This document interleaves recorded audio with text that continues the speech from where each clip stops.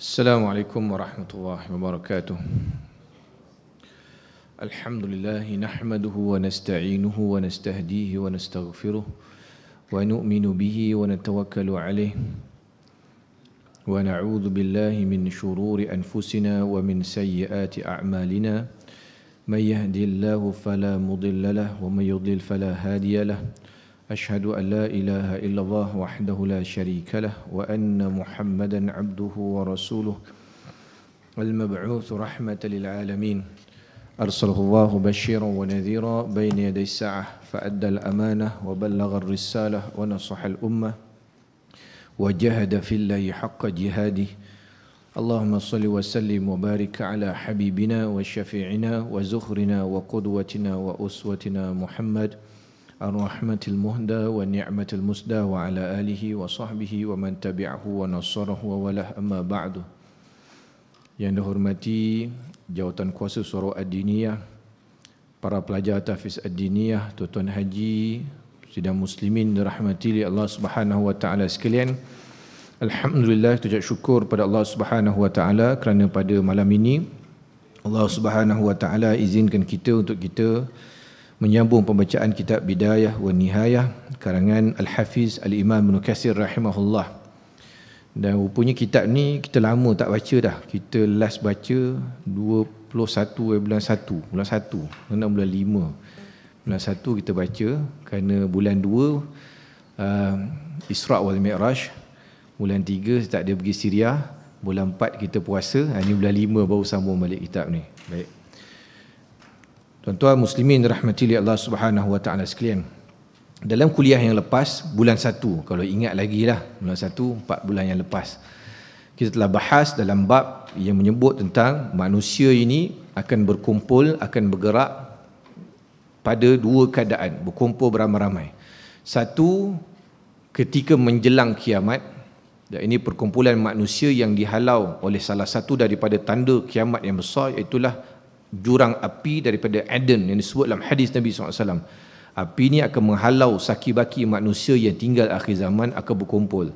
Manusia ni ada yang bergerak, ada yang berjalan kaki, ada yang menaiki binatang tunggangan, dan mereka ini berjalan tidak tidur. Siapa yang tidur, yang terlambat, api akan baham dia. Ini manusia berkumpul untuk kali pertama dekat-dekat dengan kiamat. Kita telah bahas bulan 1 hari tu. Kalau ingat lagi bulan 1 hari itulah. Kita ni kadang-kadang tak sempat tunggu sebulan. Takut ni bagi balik makan malam hilang terus apa yang dia cerita tadi. Jadinya itu, kita recap balik, takut terlupa. Dan ada pengumpulan yang kedua, manusia adalah manusia selepas bangkit daripada mahsyar. Maknanya bangkit di kubur, bergerak ke bumi mahsyar, itu manusia berkumpul, bergerak sekali lagi dalam 3 keadaan. Yang kita telah baca dalam hadis Nabi sebut, ada yang bergerak menaiki binatang tunggangan. Mana tunggangan yang Allah Ta'ala sediakan bagi orang yang saleh, bagi Nabi-Nabi dan Rasul-Rasul alaihi wassalatu wassalam, ada binatang tunggangan. Dia berjalan ke mahsyar naik binatang tunggangan. Yang kedua, berjalan dengan kaki seperti mana biasa. Yang ketiga, berjalan muka ke bawah, kaki ke atas. Dan di sinilah sahabat-sahabat tanya, ya Rasulullah, macam mana orang berjalan muka ke bawah, kaki ke atas? Nabi kata, Allah Ta'ala yang jadikan kamu berjalan dengan kaki, Allah Ta'ala jugalah yang boleh buat kamu berjalan dengan muka. Bahkan Nabi sebut dalam hadis secara jelas, orang yang berjalan dengan muka, Nabi kata dia akan berjalan seperti mana kita berjalan atas dunia ni, berjalan sambil mengelak batu-batu, elak terkena muka, kerana muka dia di bawah, kaki dia di atas. Baik. Dan kita telah bahas yang lepas, ada perbezaan pendapat di antara Al-Imam Ibn Katsir rahimahullah dengan Al-Imam Al-Baihaqi dalam membahaskan hadis-hadis ni. Ada yang kata hadis ni termasuk dalam perhimpunan manusia ketika kiamat. Ada yang kata ini manusia ketika di mahsyar. Ini khilaf daripada kalangan ulama. Bagaimana kita sambung hari ini? Ini baru boleh sambung. Bagaimana mungkin Al-Imam Al-Baihaqi menafsirkan ayat di atas dengan hadis riwayat Ibn Umar radhiyallahu anhuma, padahal hadis ni ada pernyataan inna minhum itsnaini ala ba'irin wa 'ashratin ala ba'irin. Sesungguhnya mereka di antaranya ada yang 2 bergantian menaiki seekor unta, ada yang 3 orang menaiki seekor unta, bahkan ada 10 orang menaiki seekor unta. Ini makna dia beza pendapat daripada Imam Ibn Katsir dengan Imam Baihaqi.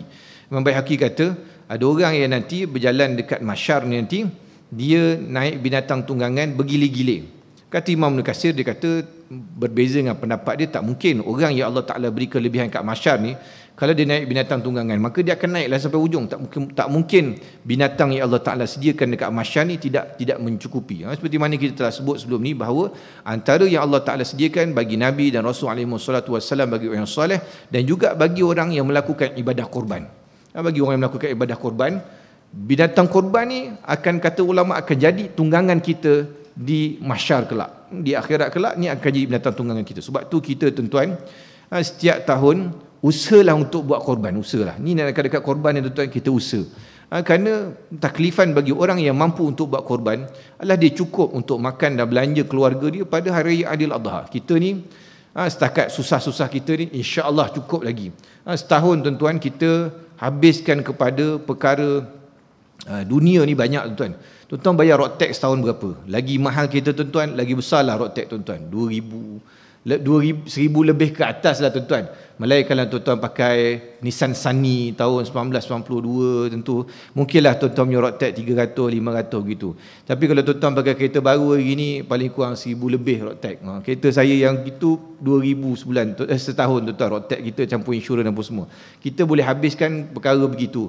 Kita servis kereta, tuan-tuan, tunggangan kita, ni kita cerita tunggangan dunia ni, kita servis kereta kita, kalau yang kereta biasa sikit mungkin 500 ke bawah lah biasanya, 300 ke 500, tengok pada kereta, lagi mahal lagi banyak lah kita spend.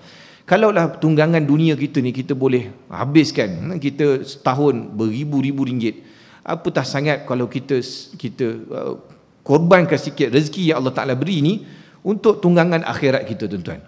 Tidak besar sangat pun. Kalaulah kita kata harga korban sekarang dia mahal sikit, katakanlah kebanyakan masjid surau saya tanya 800 lah, termasuk semua lebih kurang 800 lah biasanya.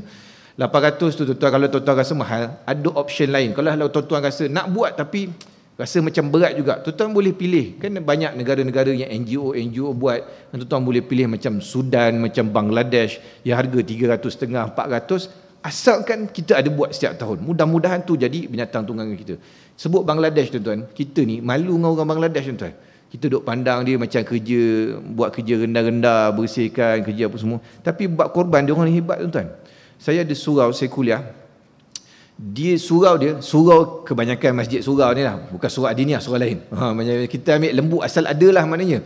Lembu tu nampak tak cacat, asal boleh berjalan sikit. Bukan OKU punya lembu, kita pun okey lah, kita kata boleh buat sembelihan. Ada surau tu, tuan-tuan, saya kuliah.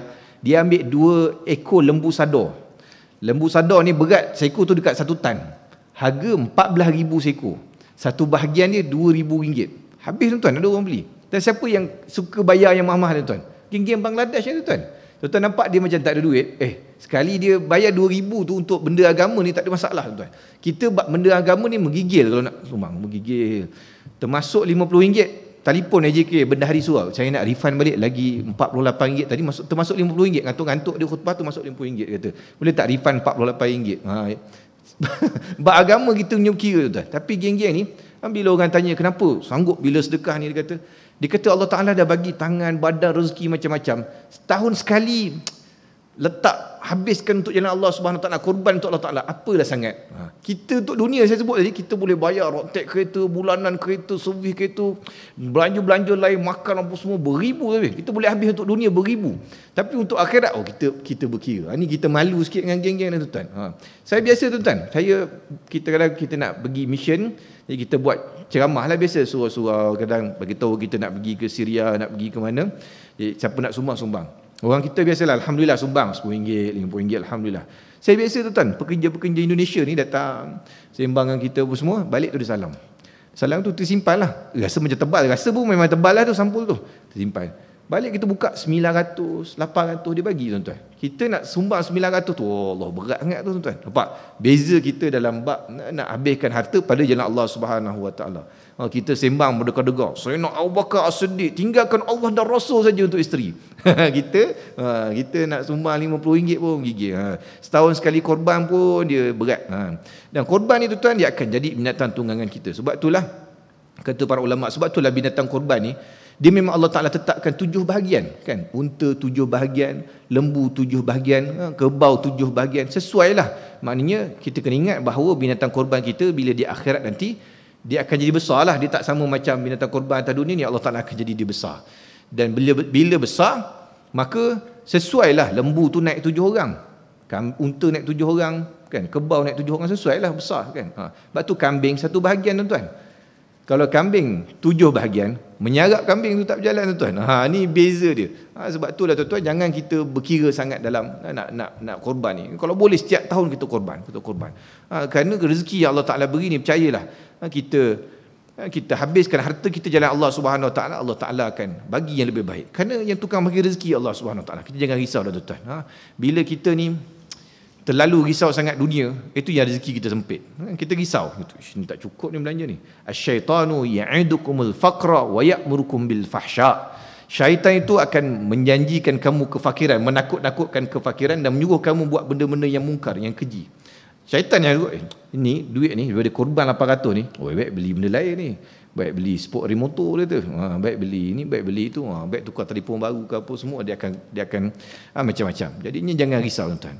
Harta ni rezeki Allah Ta'ala bagi, kita bagi, insya-Allah Allah Ta'ala akan bagi yang lain. Baik, maka bahkan kemudian kata Imam Ibn Katsir rahimahullah, bahawa itu disebabkan sedikitnya kenderaan, tentu saja ini tidak sesuai, tapi Allah Subhanahu Wa Taala jugalah yang lebih tahu. Ini perbezaan pendapat antara Imam Ibn Katsir dengan Imam Baihaqi rahimahullah. Maka mereka berbeza pendapat, mengkritik pendapat di antara satu sama lain layak, tuan-tuan, kerana dua-dua level. Yang ini Imam Al-Hafiz Imam Ibn Katsir muhaddisin, ini Imam Baihaqi pun bukan calon-calon juga muhaddisin juga, tuan-tuan. Jadi dia kritik sama mereka tak ada masalah, kerana level ilmu mereka sama ataupun lebih kurang. Kita ni jangan tak sedar diri nak mengkritik ulama. Janganlah, tuan-tuan. Ni ada beberapa dalam seminggu 2 ni, ada seorang hamba Allah ni, dia dekat media sosial dia buat video dengan buat statement kritik Imam Abu Hanifah. Dia kata Imam Abu Hanifah ni tak tahu sesuatu dalam hadis. Sehingga orang ni ada masalah dalam kepala dia, tuan-tuan. Kita nak kritik Imam Abu Hanifah, tuan-tuan. Bukan sikit ulama-ulama yang menggunakan fatwa dan juga pendapat daripada Al-Imam Abu Hanifah, bukan sikit, ramai. Sampai ke hari ni orang guna pendapat Imam Abu Hanifah. Tapi ada hamba Allah seorang ni, tuan-tuan, dia boleh kritik Imam Abu Hanifah. Dia kata Imam Abu Hanifah ni tak ada bawa hadis sahih lah, Imam Abu Hanifah ni tak tahu hadis lah apa semua. Ni tak kena lah, tuan-tuan. Dia tak kena. Dia macam ginilah, tuan-tuan, umpamanya kita ni kena sedar diri juga kadang-kadang. Kita ni umpama ginilah, kawan ni, kita ada kawan doktor pakar bedah, gaji ratus ribu sebulan. Sekali pembedahan ratus ribu, pakar dah beratus pembedahan dia buat. Kerja pun kejap kat Gleneagle, kejap kat Prince Court. Memang doktor pakar betul. Kita kerja tukang kayu. Tapi kita pergi tegur, kata doktor salah ni, kata doktor patut kena bius sepenuh, bedah sini, kena jahit sini, buat sini dulu, maksudnya kita pula tegur doktor pakar gitu. Kita, orang tanya, abang dulu pernah kerja hospital ke, pernah belajar medik? Tak, saya memang tukang kayu, bapak saya pun tukang kayu, saya pun memang bisnes keluarga. Habis dia macam dia tak tahu benda tu, tapi dia komen orang benda tu. Kita ni dengan ulama-ulama besar ni beginilah, tuan, kena jaga adab lah, kena sedar diri sikit. Kerana adab seorang tu nak menegur ulama, mestilah dia lebih kurang ataupun dia sama ilmu dengan ulama tu, barulah sesuai dia tegur. Kita ni nak mengkritik ulama-ulama besar, tak sesuai dengan kita, tuan-tuan, tak padan dengan kita. Ya, SPM pun dapat, bahasa pendidikan Islam pun dapat B, pendidikan Islam pun dapat C, tiba-tiba nak kritik ulama, tak payahlah, tuan-tuan. Tak payah, tak malu. Ni Imam Baihaqi dengan Imam Ibn Katsir ni pendapat mereka berbeza. Baik. Ada pun kenderaan yang dimasukkan Al-Baihaqi, tentu kenderaan jemputan dari syurga yang dinaiki oleh orang mukmin dari kawasan perhimpunan masyar menuju ke syurga. Bukannya kenderaan kali ini sebagaimana yang kami terangkan lebih lanjut pada babnya nanti. Nanti kita akan bahas pada babnya. Baik. Kemudian bab ini menyebut tentang bahawa kita akan dihimpunkan semula di masyar nanti, tidak beralas kaki, telanjang dan tidak berkhitan.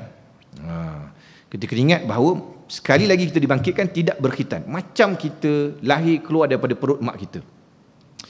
Kerana apa? Kita dah baca dalam satu hadis yang panjang sebelum ni bahawa Nabi sebut manusia ni lepas dunia dia dah kiamat, kan Allah Subhanahu Wa Taala akan cipta balik dunia yang baru, kemudian benih-benih manusia ni akan letak balik dalam tanah, kemudian Allah Subhanahu Wa Taala turunkan hujan, dan daripada hujan tu akan kita ni yang ada dalam tanah ni akan tumbuh balik badan kita, jasad kita sempurna seperti mana biasa. Maka kita akan keluar bila dia tiup sangkakala, tiupan kebangkitan, barulah kita akan bangkit daripada kubur masing-masing. Dibangkitkan semula daripada kubur masing-masing tu dalam keadaan tidak berpakaian, tidak berkhitan, tidak pakai selipar, tidak pakai apa, seperti mana orang lahir daripada perut ibu dia. Baik, Antara lain, ianya diriwayatkan melalui jalur sanad yang lain berasal dari sejumlah sahabat, antaranya adalah Ibnu Abbas radhiyallahu anhuma, Ibnu Mas'ud, Ummul Mukminin Aisyah radhiyallahu anha dan lain-lain yang menyatakan innakum tahsyuruna ila Allahi hufatan uratan ghurlan. Sesungguhnya kamu sekalian akan dihimpun ke hadirat Allah Subhanahu wa taala, yakni di mahsyar kebangkitan semula, dalam keadaan tanpa alas kaki, telanjang dan tidak berkhitan. Kemudian firman Allah Taala dalam surah Al-Anbiya ayat 104, kama bada'na awwala khalqin nu'iduh wa'dan alaina. Sebagaimana kami telah memulakan penciptaan yang pertama, begitulah kami akan mengulanginya semula. Seperti mana kita daripada tak ada, kemudian Allah Ta'ala jadikan ada, kemudian kita tak ada semula, hancur tulang belulang kita dimakan oleh tanah, Allah Ta'ala akan jadikan kita sekali lagi keadaan kita seperti mana keadaan pertama kita. Maka tidak susah bagi Allah Subhanahu wa taala untuk benda yang tak ada, tak ada nak adakan balik untuk kali kedua. Tidak ada masalah bagi Allah Subhanahu wa taala yang Maha berkuasa. Daripada kita ni tak pernah ada boleh ada, apatah lagi dah pernah ada, tak ada semula, lagilah tak ada masalah. Contohlah tuan-tuan, kita ni pandai buat satu benda. Contoh kita pandai buat craft tangan dan sebagainya. Daripada tak ada kita buat. Kemudian kita buat okey, hilang pula benda tu. Orang curi pula. Nak buat balik senang ke? Buat balik senang sebab apa? Dah pernah buat dulu. Allah Subhanahu Wa Taala lebih daripada tu lagi. Ilmu Allah Subhanahu Wa Taala ni kita tidak dapat untuk jangkau. Allah Subhanahu Wa Taala berkuasa atas menciptakan segala sesuatu. Tetapi perhimpunan yang dimaksudkan dalam hadis ini dan ayat ini bukanlah perhimpunan yang tersebut sebelumnya. Yang ini bukan yang sebelum kiamat tu yang saya sebut tadi. Ini adalah perhimpunan ketika di mahsyar. Perhimpunan kali ini adalah perhimpunan yang terjadi pada hari kiamat setelah ditiupnya sangkakala kebangkitan nafkhatul ba'ats, di mana manusia bangkit dari kubur masing-masing dalam keadaan tanpa alas kaki, telanjang dan tidak berkhitan. Begitu juga sebagaimana tersebut dalam ayat sebelumnya. Maka di sini ada hadis yang Sayyidatina Aisyah bila dengar cerita ni daripada Nabi SAW, Ummul Mukminin Aisyah tanya, ya Rasulullah, macam mana manusia hari tu semua orang dalam keadaan telanjang, jadi orang tak malu ke nak orang tengok dia antara sesama lain? Nabi kata semua orang hari tu sibuk dengan urusan masing-masing, jadi tak sempat nak tengok orang lain. Sebab sibuk orang masing-masing, bila manusia sibuk urusan masing-masing, takkan sebut orang lain. Dia yang kita banyak, ada orang yang banyak menyibuk orang lain, hal rumah tangga orang ni orang itu, kenapa? Kerana dia banyak masa. Orang yang tak ada masa, Facebook pun tak dapat tengok. Orang yang tak ada masa, surat khabar pun tak dapat baca, tengok TV pun tak pernah. Mana kalau kita sempat main Facebook, kita sempat tu, mana kita masih banyak masa lagi tuan-tuan. Orang di akhirat nanti dalam keadaan semua sibuk urusan masing-masing dekat mahsyar, tak ada masa orang nak menengok orang lain. Baik. Juga seperti mana firman Allah Taala pada ayat yang lain surah Al-Isra, wa nahsyuruhum yaumal qiyamati ala wujuhim umyan wa bukman wa summa ma'wahum jahannam kullama khabat zidnahum sa'ira. Dan kami akan mengumpulkan mereka pada hari kiamat diseret atas muka mereka dalam keadaan buta, bisu dan pekak. Ada orang ni keadaan di mahsyar ni, kita telah baca pelbagai riwayat macam-macam keadaan. Ada yang muka ke bawah, ada yang buta, ada yang ditenggelami oleh peluh masing-masing. Semua bergantung atas bagaimana amalan dia atas dunia. Beza orang tu, soleh orang tu baiklah dia di sana. Kalau teruk dia, maka teruklah di sana. Bahkan ada orang yang disebut ni, seperti mana Allah Ta'ala sebut ni, ada orang yang buta, bisu dan pekak. Kenapa? Kerana atas dunia Allah Ta'ala bagi dia penglihatan. Dia ni bila Allah Subhanahu Wa Taala bangkitkan semula di mahsyar, wa nahsyuruhu yaumal qiyamati a'ma qala rabbi lima hasyartani a'ma wa qad kuntu basira qala kadzalika atatka ayatuna fanasitaha wa kadzalika al-yawma tunsa. Dia buta, ada orang bangkit mahsyar buta. Dulu atas dunia dia boleh melihat. Kemudian bila bangkit buta, kenapa buta? Dia kata qala rabbi lima hasyartani a'ma wa qad kuntu basira. Wahai Tuhanku, kenapa aku bangkit ni dalam keadaan buta? Dulu aku atas dunia boleh melihat. Dulu atas dunia, qala kadzalika atatka ayatuna. Allah Ta'ala, kami bagi peringatan pada kamu suruh ikut, kamu buat lupa, buat buta, buat pekak. Orang bagi tazkirah, orang nasihat, dia buat pekak, tak dengar. Orang tunjuk benda-benda baik, dia buat tak nak tengok, buta. Benda-benda yang baik, mata sepatutnya Allah Ta'ala bagi untuk baca Quran, untuk baca kitab, untuk melihat benda-benda yang baik. Tapi mata digunakan untuk maksiat. Dia tidak gunakan untuk Allah Ta'ala. Qala kadzalika ataska ayatuna fanasitaha. Atas dunia kami bagi semua, kamu buat lupa, buat buta, buat pekak. Wa kadzalikal yauma tunsa. Hari ni kami lupakan kau pula. Hari ni kau pekak betul, kau buta betul, kau bisu betul. Kerana apa? Kerana tidak menggunakan luahtah dunia. Kalau boleh kita janganlah begitu tuan-tuan. Jangan begitu. Kemudian yang ini disebut dengan diseret dengan muka. Tiap-tiap kali tempat kediaman mereka adalah neraka Jahannam.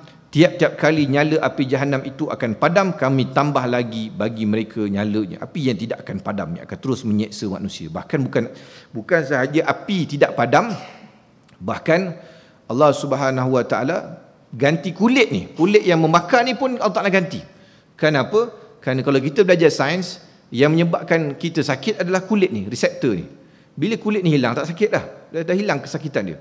Maka Allah Ta'ala sebut baddalnahum juludan ghairaha liyadhuqul azab. Api padam nyala balik. Kulit pun yang terbakar Allah Ta'ala ganti baru. Baddalnahum juludan ghairaha. Allah Ta'ala ganti kulit baru. Supaya apa? Liyadhuqul azab. Supaya sentiasa rasa sakit. Ini azab bagi orang yang duduk dalam neraka Jahannam. Nauzubillah min zalik. Ya, ini pun maksudnya menerangkan keadaan mereka ketika disuruh dicampakkan ke dalam neraka dari kawasan perhimpunan mahsyar, sebagaimana yang akan kami jelaskan nanti pada tempatnya. Insya-Allah Subhanahu Wa Taala, semata-mata kita berpegang teguh dan berserah diri. Ini adalah pegangan salafus salih. Ini orang yang betul-betul mengikut salafus salih ini, mereka melepaskan segala yang mereka tidak tahu kepada Allah Subhanahu Wa Taala. Dia panggil sebagai tafwid. Tafwid ni apa? Kita serah bulat-bulat pada Allah SWT. Ini betul-betul pegangan salafus salih.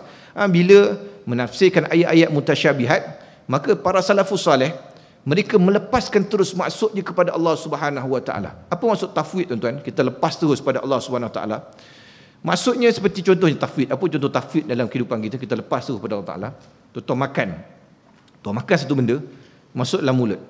Tuan-tuan adjust ke benda tu masuk mulut, bagi masuk dalam kawasan pencernaan ke, tak bagi masuk turun kat tempat lain, tak ada kan tuan. Tuan-tuan masuk mulut, tuan-tuan serah pada siapa ni? Dia dah masuk mulut ni. Serah pada Allah Ta'ala ni. Kita tak tahu dah. Makan, kita makan apa sekalipun. Makan pizza hut ke, makan nasi kenduri ke, makan nasi kak wok ke, apa benda ke, makan, masuk dekat, kita lepas pada Allah Ta'ala. Kita tak ni. Ini maksud tafwid. Kita lepaskan bulat-bulat pada Allah Subhanahu Wa Ta'ala perkara-perkara yang kita tidak tahu padanya. Ini pegangan para ulama salafus salih. Sementara itu telah disebutkan dalam hadis tentang tiupan sangkakala sur di atas. Ada pun Imam Ibn Katsir ni dia tidak termasuk dalam kalangan salafus salih, tapi dia berpegang dengan salafus salih.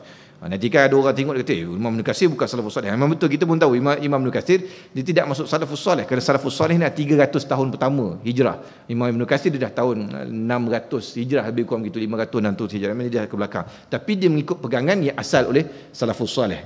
Dia tidak orang yang hari ni orang hari ini dia claim dia salafus salih, tapi dia tidak berikut pun sebenarnya manhaj salafus salih yang sebenar. Al-Imam Syafi'i rahimahullah adalah salafus salih, kan hidup pada 300 tahun pertama. Ulama-ulama hadis 6 sunnah sitah ini semua salafus salih, hidup 300 tahun pertama. Kadang orang sekarang dia mengaku salaf je, tak tahu salaf kat mana dia pegang.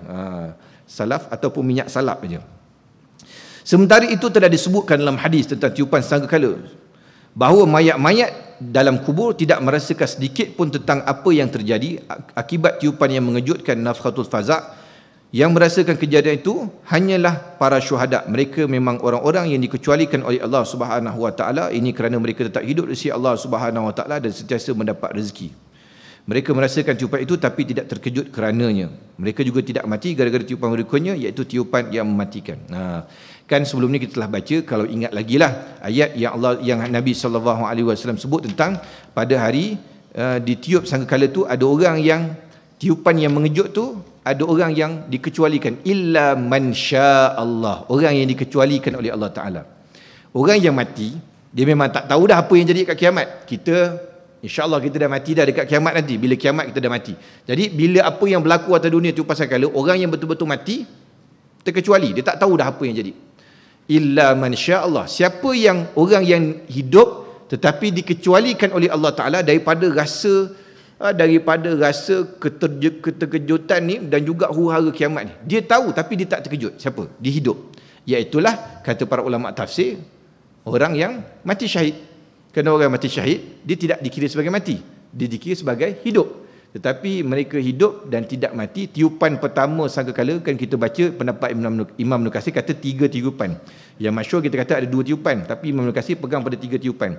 Tiupan mengejutkan, tiupan mematikan, tiupan kebangkitan. Adapun pendapat yang kata 2, tiupan yang mematikan, tiupan bangkit semula.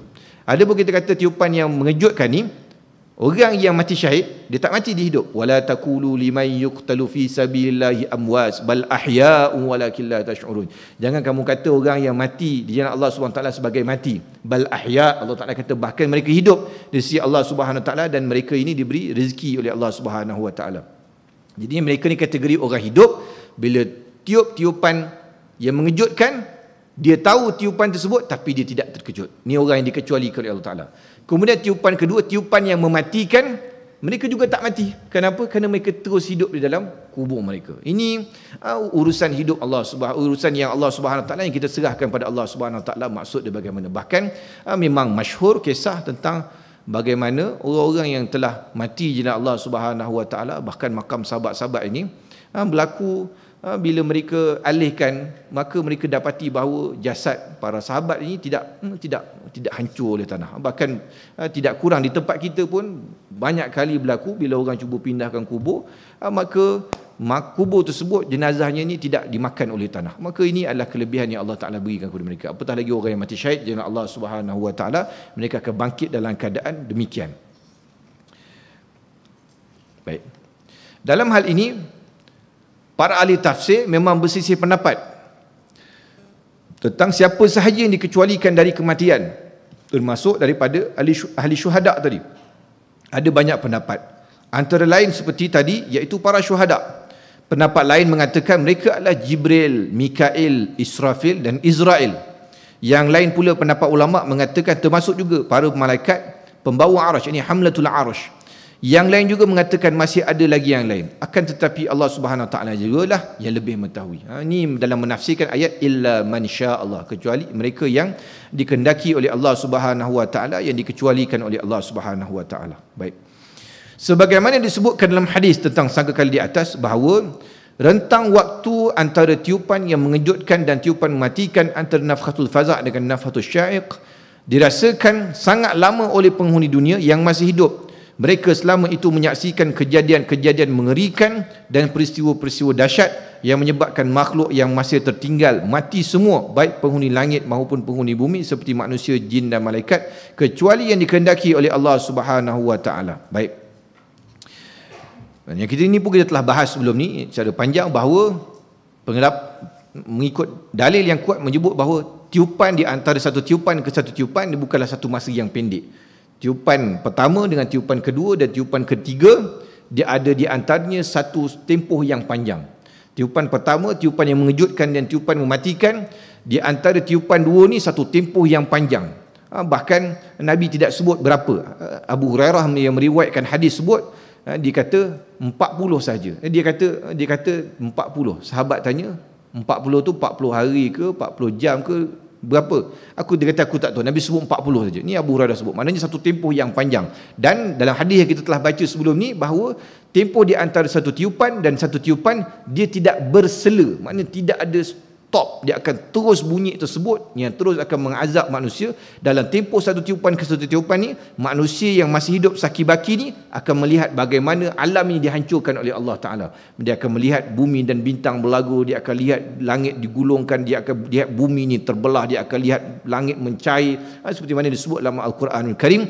Maka selayaknya lah mereka melihat perkara ni, kerana Nabi sebut yang akan melihat kedahsyatan kiamat ni depan mata mereka, la taqumas saah illa ala syirarin nas, tidak akan berlaku kiamat kecuali atas sejahat-jahat manusia. Maknanya orang yang betul-betul dapat melihat kiamat depan mata ni adalah sejahat-jahat manusia yang pernah hidup atas muka bumi ni. Baik.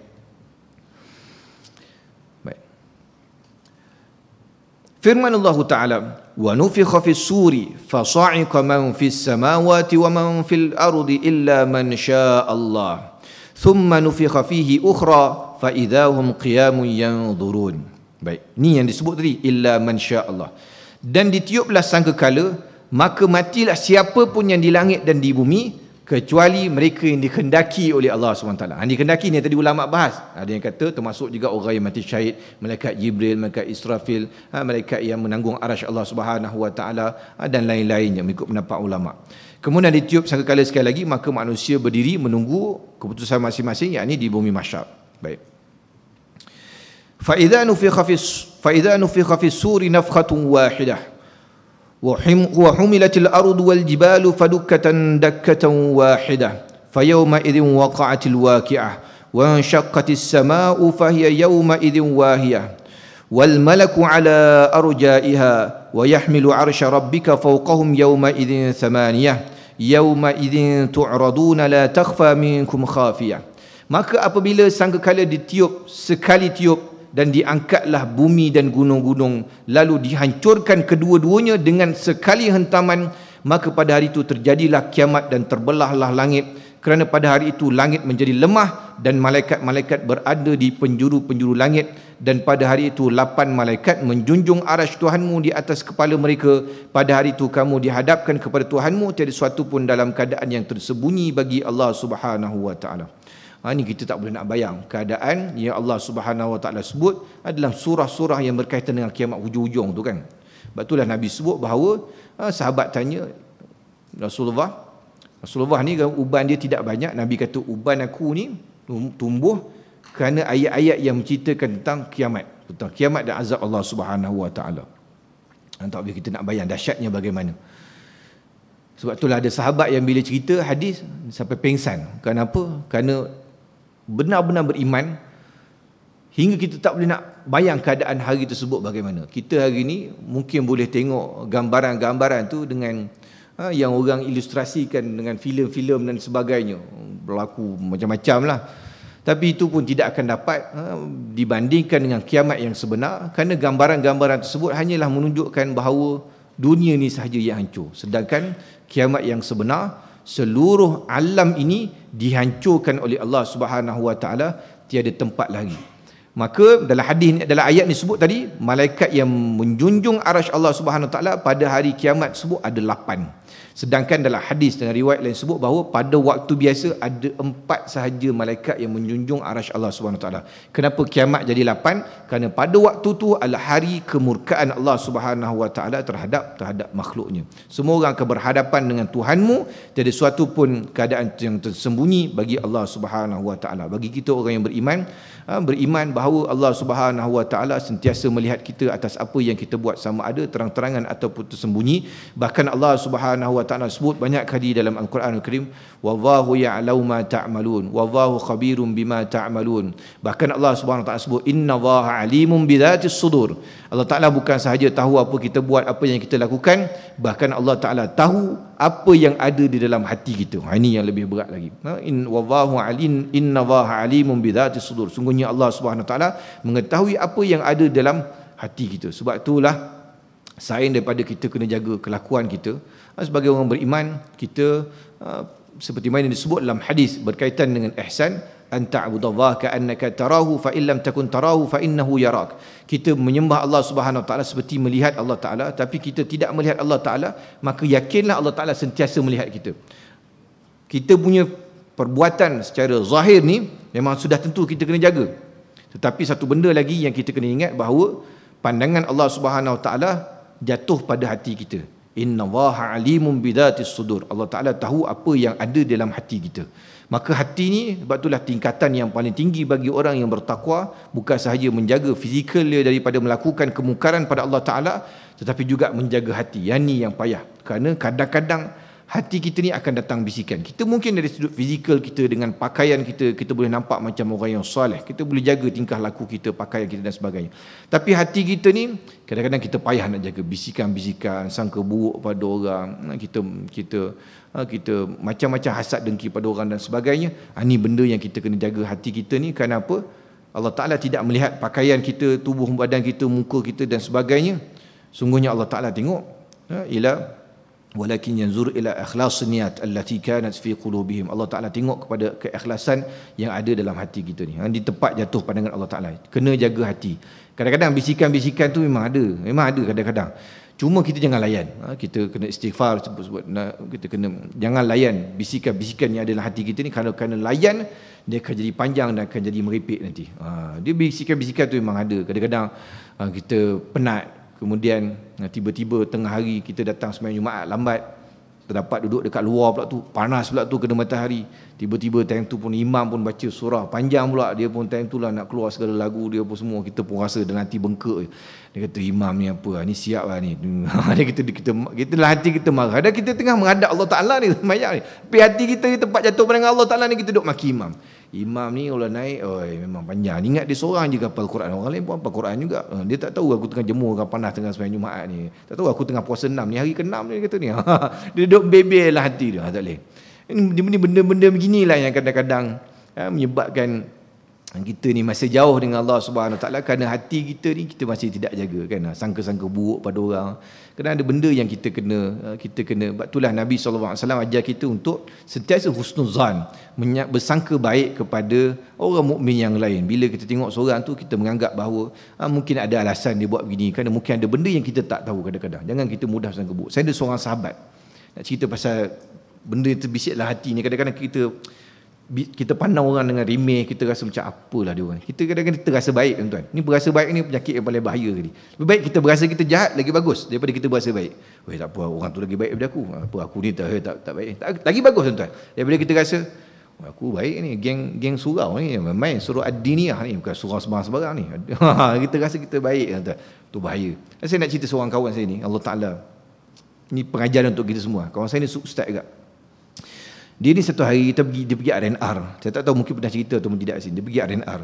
Ialah R&R ni tuan-tuan kan, tempat kita tandas orang lelaki tu, ada juga orang yang kencing dekat mangkuk berdiri tuan-tuan. Kita orang yang mengaji fiqh, yang faham agama, tak kencing dekat situ. Satunya tak nak terpercik dekat pakaian. Keduanya kan akhlak tu tak cantik lah tuan-tuan. Kita duk tunjuk angry bird kita kat situ, buka apa semua kan, orang duk tengok. Tak cantik lah akhlak bagi orang beriman. Lagi kalau kita pakai kopiah. Takkan tuan-tuan pakai kopiah, tuan-tuan nak kencing kat situ kan. Tuan-tuan nak tahu benda tak betul. Bila kita pakai kopiah, kita akan ni benda ni sesuai tak aku buat. Mana tak sesuai dengan akhlak Islam tuan-tuan. Bila kita buat begitu kan.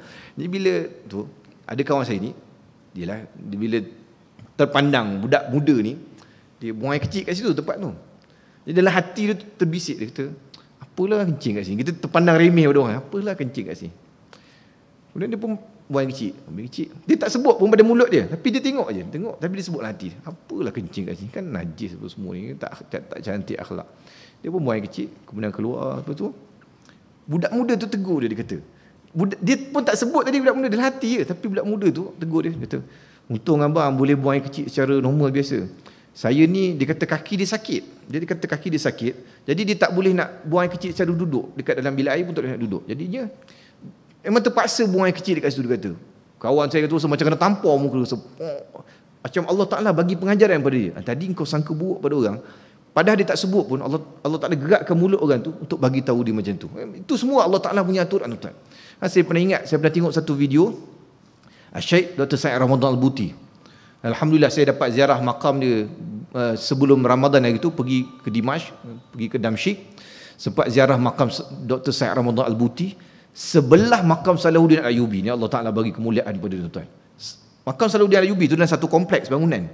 Dalam tu ada dua makam ya. Salahuddin Ayyubi, sebelah Dr. Syed Ramadan Al-Buti. Padahal Salahuddin Ayyubi ni meninggal dekat 1000 tahun. Sebelah tu tak ada orang tanam, sebelah tu kosong.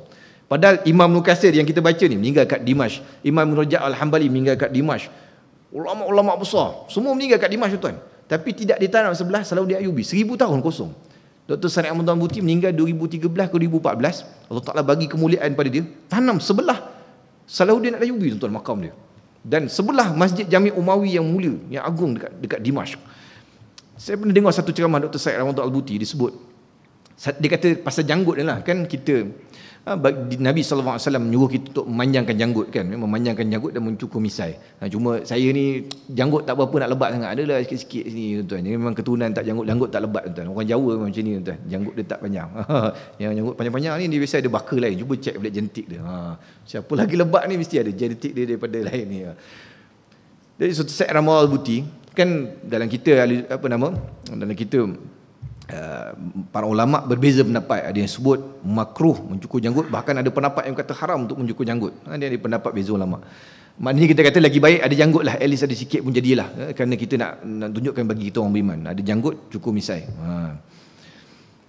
Dr. Said Abu Dawuti satu hari dalam kuliah, dia tengah kuliah, dia sebut, dia kata, aku nampak ada seorang budak muda ni, biasa dia ada jambang, tiba-tiba dia cukur jambang. Dr. Said Abu Dawuti ni, dia mula terdetik dalam hati dia. Dia kata, dia tak sebut dalam kuliah dia, tapi dia terdetik dalam hati dia. Dia kata, apalah budak muda ni, kenapa dia pergi cukur janggut dia? Dia terdetik begitu. Kemudian Dr. Said Abu Dawuti kata, tak lama lepas tu Allah Ta'ala uji aku, dia kata. Tiba-tiba tukang gunting yang biasa gunting buat aku, dia tersodok pula. Tersodok. Dr. Said Abu Dawuti kata, bila tersodok, aku tu hilang janggut aku, dia kata. Dr. Said Abu Dawuti kata, aku tu hilang janggut aku.